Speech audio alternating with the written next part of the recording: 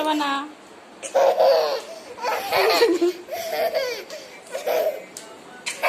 কি শয়তানি করছে দেখো। আর একটা তো খাওয়াই শেষ হচ্ছে না। বদ বম্মা কাঁদছিল, ওষুধ খাওয়াবা না? ধরে নিয়ে যাবো? বম্মাকে ওষুধ খাওয়াবে না? আমি বাড়ি চলে যাচ্ছি, তুমি কথা শুনছো না কিছু না? হ্যালো, ধর ধর বাতাও।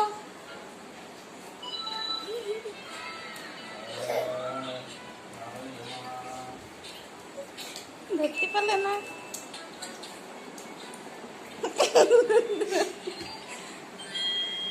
বম্মা শুধু দেখার জন্য সব পাগল হয়ে যায়।